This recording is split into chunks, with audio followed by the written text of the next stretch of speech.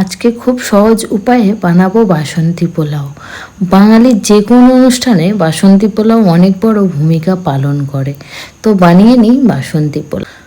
প্রথমে যে কোনো কোম্পানির গোবিন্দভোগ চাল নিয়ে আপনারা আপনাদের চাহিদা অনুযায়ী নিয়ে নেবেন। আমি এখানে 2 বাটি চাল নিয়েছি। এবার চালটাকে ভালো করে ধুয়ে নিয়ে জল ঝরিয়ে শুকাতে দেবো। ভালো করে শুকিয়ে নেবার পর কয়েকটা আদা আর কয়েকটা লঙ্কা নিয়ে বেটে নেব। অপরদিকে ঘিটাকে গরম করে নিয়ে তাতে গুঁড়ো হলুদ দিয়ে ভালোভাবে মিশিয়ে নেব। এবার ধুয়ে রাখা চালে ঘি, হলুদ, আদা লঙ্কা বাটা ও গরম মশলা দিয়ে খুব ভালোভাবে মিশিয়ে নেব, যাতে একটা সুন্দর গন্ধ ও কালার আসে।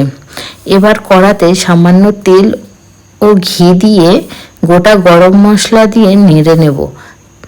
তারপর তাতে কাজু ও কিশমিশ দিয়ে ভালোভাবে ভেজে নেব।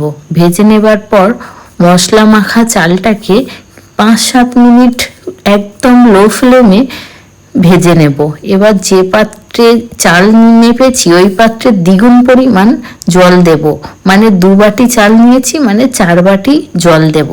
জল দেবার পর পরিমাণ মতো নুন, পরিমাণ মতো চিনি আর কয়েকটা কাঁচা লঙ্কা দিয়ে ভালোভাবে মিশিয়ে ঢাকা দিয়ে একদম লো ফ্লেমে রান্না করে নেব। আবার কিছুক্ষণ পর ঢাকনাটা খুলে ভালোভাবে মশলাগুলোকে মিশিয়ে আবার কিছুক্ষণের জন্য রান্না করে নেব। এবার যখন দেখবে একদম জল শুকিয়ে গেছে, এটাকে কয়েকটা মিনিটের জন্য দমে রেখে দেব।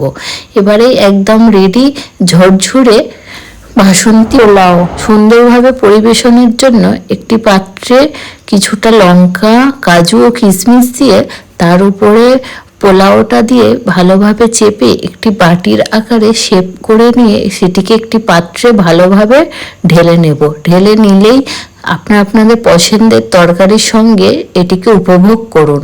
তো আজই বানিয়ে ফেলুন খুব সহজে বাসন্তী পোলাও।